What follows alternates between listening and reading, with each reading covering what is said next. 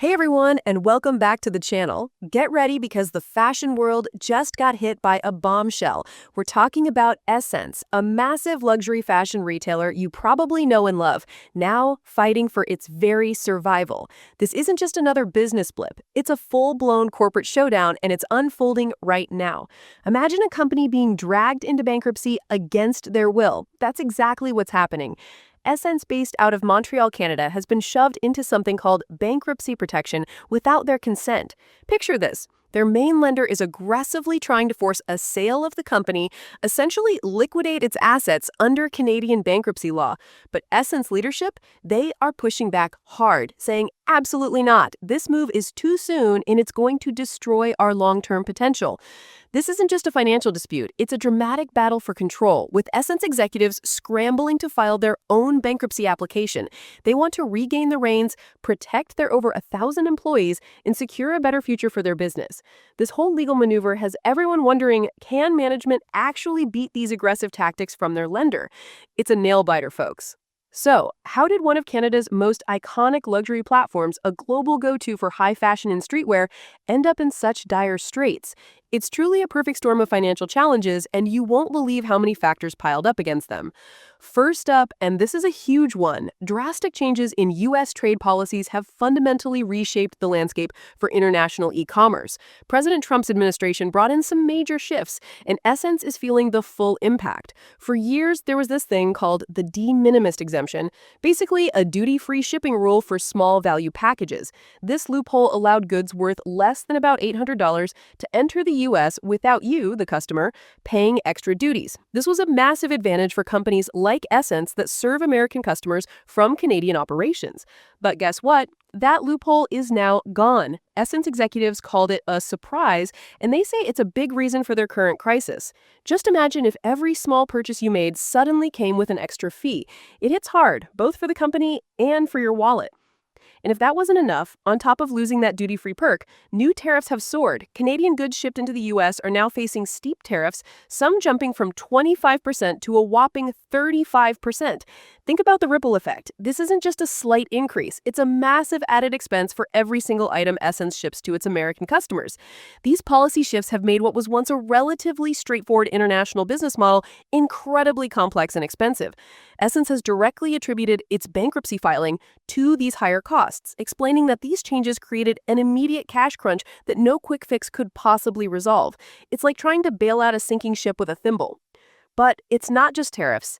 Ssense has also been slammed by industry-wide headwinds affecting luxury retailers globally. We're talking about a significant luxury market slowdown. The company has seen consistent major sales drops, plummeting by nearly 30% in the first half of this year alone. Why the nosedive? Consumer spending patterns have drastically shifted. That post-pandemic revenge spending that fueled so much growth, it's completely fizzled out. Young, fashion-forward customers, especially the Gen Z and millennial demographics that Ssense typically targets, are becoming far more cautious and selective with their money. When economic uncertainty looms, luxury purchases are often the first things people cut back on. This creates incredibly difficult conditions for multi-brand retailers like Ssense that rely on a diverse product offering to attract a broad customer base in the premium fashion space. It's a brutal reality where even well-established brands are struggling to stay profitable amidst reduced consumer demand and soaring operational costs. The severity of Ssense's financial challenges became painfully evident earlier this year. The company had to implement some truly dramatic cost-cutting measures, including laying off about 8% of its workforce. That's around 100 dedicated employees. Beyond the layoffs, they also slashed parent leave benefits and froze bonus payments. These aren't just business decisions, they're human decisions, highlighting how broader economic policies and market conditions directly impact the livelihoods and career stability of over 1,000 individuals. These drastic steps reveal that traditional expense management just wasn't enough to tackle the sheer scale of their financial difficulties. Now, this isn't an isolated incident. Ssense's fight for survival is a powerful symbol of a larger seismic shift happening across the entire luxury retail industry. We are witnessing a period of massive consolidation, where many high-profile companies are facing similar make-or-break challenges. Think about it. Last year, we saw Matches, another major luxury player, close its doors for good. Farfetch, once valued at billions, was acquired in a distress sale by the South Korean e-commerce company Coupang. And just this month, the respected Italian retailer Luisaviaroma also filed for court protection. This wave of consolidation strongly suggests that the way luxury fashion retail operates is fundamentally changing. It's becoming increasingly difficult for smaller, independent players to compete against larger, better capitalized competitors who have the resources to weather these brutal economic storms.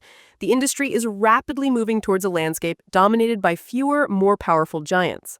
And this has a particularly poignant impact on a crucial part of the fashion ecosystem: independent designer brands. Ssense, since its founding in 2003 by brothers Rami Atallah and Atallah, has always been more than just a retailer. It meticulously curates high-end designer clothing, streetwear, and accessories, famously blending retail with cutting-edge editorial content.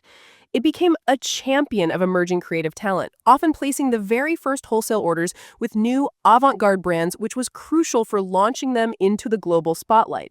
If Ssense were to fail or drastically change, it would be a devastating blow to these smaller independent designers, potentially limiting their visibility and access to a global audience. These brands already face high production costs and fierce competition, and losing a key retail partner like Ssense could make their survival even more precarious. But here's where the drama really heats up. Ssense is not going down without a fight. CEO Rami Atallah and his team are fiercely opposing this forced sale by creditors. They are working tirelessly with financial and legal advisors to develop their own comprehensive restructuring plan. This plan is designed not just to stabilize the business right now, but to rebuild it stronger for the future. Atallah has made it unequivocally clear that Ssense intends to file its own bankruptcy application. Their goal is to safeguard the company, retain control of their assets and operations, and fight for the future of this business. This is a truly defiant stance, and it speaks volumes about their belief in their company. Despite all the intense uncertainty, Atallah has provided some reassurance. He has assured his over 1,000 employees that operations will continue as usual, and critically, salaries and benefits will be maintained throughout this challenging restructuring process. This commitment highlights Ssence's determination and its unwavering belief in the fundamental strength of its business, its incredibly loyal global customer base, and its strong brand recognition. They believe this process will give them the time and stability needed to restructure on their terms and emerge stronger. So, with both sides dug in, what happens next in this high-stakes corporate battle? The situation is now heading to a Canadian court. Both Ssence's primary lender, pushing for that forced sale, and Ssense itself, with its own detailed restructuring plan, will present their arguments. A court will decide which path the company follows, and this crucial ruling is expected likely within the next week. This decision will be a game changer, determining whether Ssense can restructure on its own terms or if it will be broken up and sold off against its will. The CEO himself has stated, "What happens next depends on the ruling of the CCAA proceedings, but our determination is unwavering. Now, more than ever, we need focus and commitment." This entire situation with Ssense is far more than just one company's struggle. It's a massive wake-up call for the entire digital luxury retail industry. It brutally exposes the immense fragility of cross-border e-commerce models, especially when unexpected and significant trade policies shift overnight. It also starkly demonstrates that even innovative, well-established brands, those that seem perfectly positioned in the digital age, are incredibly vulnerable to global economic shifts and sudden regulatory surprises.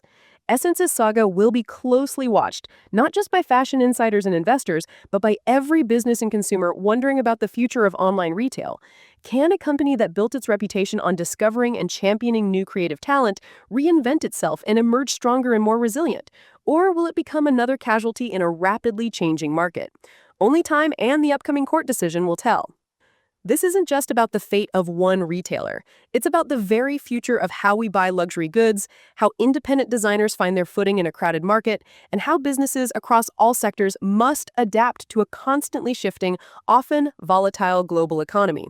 It's a powerful lesson in resilience and the unpredictability of business today. What do you think will happen with Ssense? Do you believe they can fight off their lenders and rebuild? Let me know your thoughts and predictions in the comments below. If you found this breakdown helpful and insightful, please smash that like button, subscribe for more essential financial news and business insights, and definitely hit the notification bell so you never miss an update from our channel. Thanks for watching, everyone, and I'll see you in the next